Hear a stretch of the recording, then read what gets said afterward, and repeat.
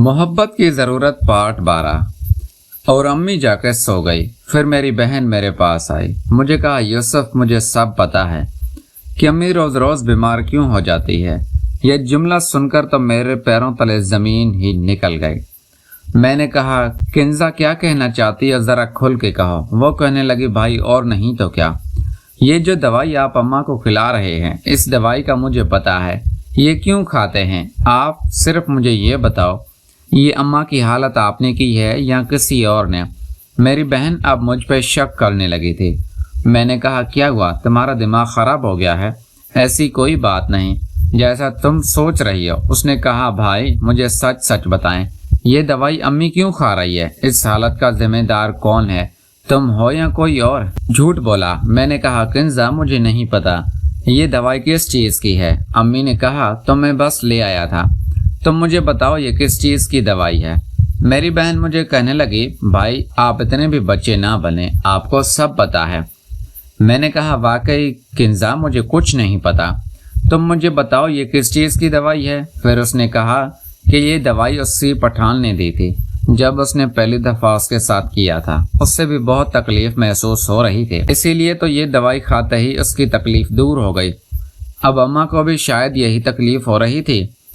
मुझे नहीं पता, तुम जाओ, जाके सो जाओ। मेरी बहन कहने लगी, मैं फ़िलहाल तो जाके सो जाती हूँ। अगर अम्मा की तबीयत के ज़िम्मेदार आप ही हो तो फिर आपके साथ अच्छा नहीं होगा, ये आपने सोच लेना है। मैंने कहा, क्या हुआ किंजा, तुम्हारा दिमाग तो ठीक है।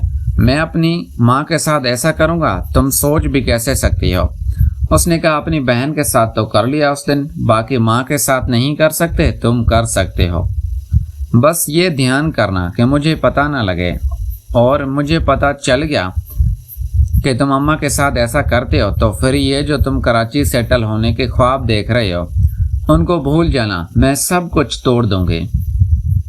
मैंने कहा, किंजा क्या मतलब, खुल के ज़रा बोलो। मैं अपनी बहन की दिल की बात जानना चाहता था कि वो किस हद तक जा सकती है। उसने कहा, भाई आपके लिए अच्छा यही है कि आप अम्मी से दूर रहें। आप हमें अब्बू से दूर तो लेके आ गए हैं, लेकिन आप अम्मी से दूर रहें। अगर आप अम्मी के नज़दीक गए तो मैं फिर सबको बता दूंगी कि आपने अम्मी के साथ क्या किया है। और फिर जो देवदार बन के घूम रहे हैं ना आप, वो केस ज़मीनों के, वो आपके ख्वाब तोड़ने में 1 मिनट भी नहीं लगेगा मुझे।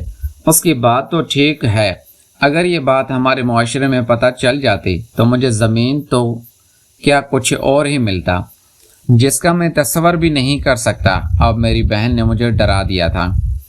अब मैं अपनी बहन के बारे में सोच रहा था कि उसको किस तरह ठिकाने लगाऊं। बहुत खुली धमकी दे डाली थी और एक न एक दिन मैं उसके हाथ तो लगने ही वाला था।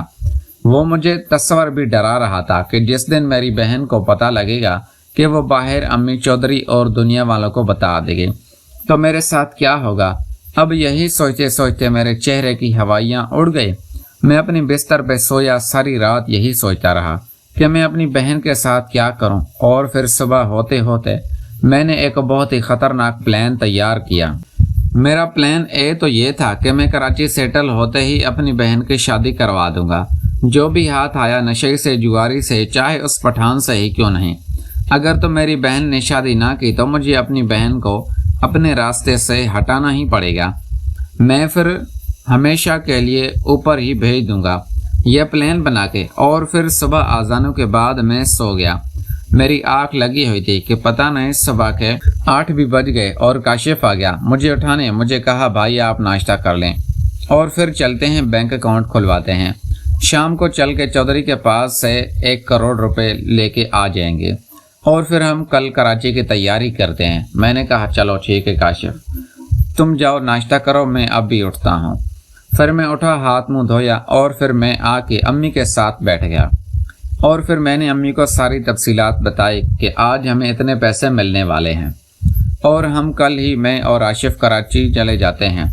आप लोगों के लिए कोई अच्छा सा घर ढूंढ के आते हैं, उसको टोकन भी करवा दूंगा। और फिर मैं आऊँगा, बकाया पैसे भी, और आप सबको लेके हम और मैं अपनी से अम्मी से ये भी बात कर रहा था कि अम्मी कराची चल के मैं कारोबार क्या करूं, क्योंकि अगर हमने कराची जाके कोई भी कारोबार ना किया तो भले ये जितने भी पैसे थे एक न एक दिन ख़त्म ही हो जाने थे और ऐसा मैं हरगिज़ होने नहीं दे सकता था।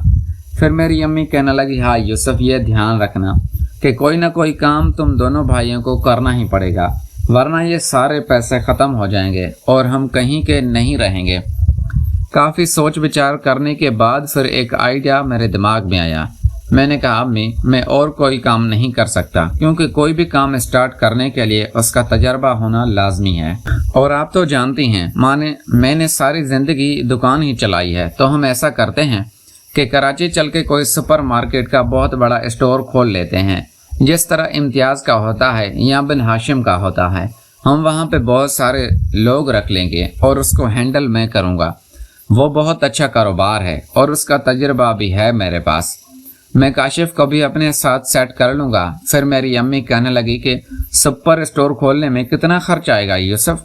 मैंने कहा, अम्मी, सुपर स्टोर खोलने के लिए तो जितने पैसे भी हों कम हैं, लेकिन यह है कि 4 से 5 करोड़ रुपए का खर्चा होगा और हम एक अच्छा सा सुपर स्टोर खोल लेंगे। मेरी अम्मी कहने लगी, तो क्या 5 करोड़ की एक परचून की दुकान खोलेगा? मैंने कहा, अम्मी, वो परचून की दुकान नहीं होती, वो एक स्टोर होता है। जब वो चलना स्टार्ट होगा तो हम इतने पैसे तो 1 साल ही में ही निकाल लेंगे। फिर मेरी अम्मी कहने लगी कि चलो यूसुफ, जो भी तुम्हारा दिल करे वो तुम काम कर लो, लेकिन नुकसान मत करना। मैंने कहा, अम्मी, आप बेफिक्र हो जाएं, बस मैं यही काम करूँगा। और फिर अम्मी ने कहा कि अपने छोटे भाई से भी मशवरा कर लो, क्योंकि उसका भी तो हिस्सा बनता है। मैंने कहा, ठीक है अम्मी। फिर मैंने अपने छोटे भाई काशिफ को बुलाया और मैंने अपना ये आइडिया उसके साथ शेयर किया। वो भी कहने लगा, हाँ हाँ भाई, ये भी बहुत अच्छा कारोबार है। कराची में इस काम की बहुत डिमांड है। जहाँ जहाँ पे 20 सुपर स्टोर बने होते हैं, वहाँ पे तो रश ख़त्म ही नहीं होता। बिला आखिर पैसे आने से पहले ही हमने सोच लिया था कि उस पैसे से क्या क्या करना है। फिर मैंने कहा, अम्मी, आज मुझे अपना बैंक अकाउंट खुलवाना है, ताकि शाम को चौधरी से मैं 1 करोड़ रुपए लेके आऊँगा तो हम उस बैंक में जमा करा देंगे। मेरी अम्मी कहने लगी, चलो ठीक है, नाश्ता कर लो। फिर हम सब ने मिलकर नाश्ता किया और फिर मैं बाइक निकाल के बाहर आ गया।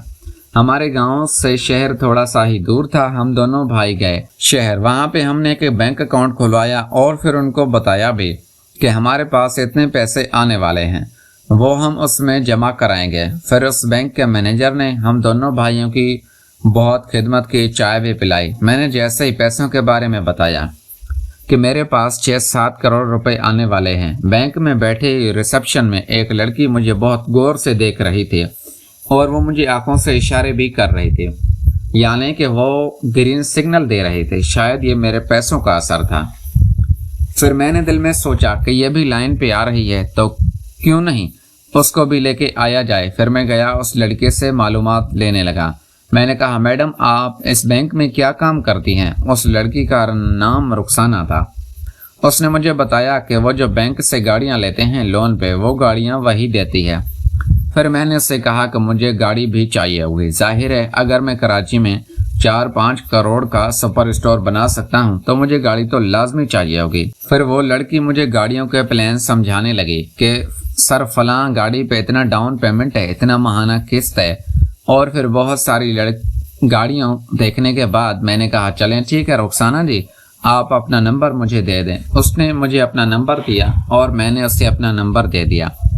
मैंने कहा कि मैं आपको बताता हूँ, मेरे पास पैसे आने में अभी टाइम है, मैं कराची जा रहा हूँ कल प्रॉपर्टी लेने और फिर मैं वापसी आपसे मिलता हुआ जाऊँगा। फिर वो लड़की कहने लगी, यूसुफ साहब, मुझे ज़रूर मिलिएगा।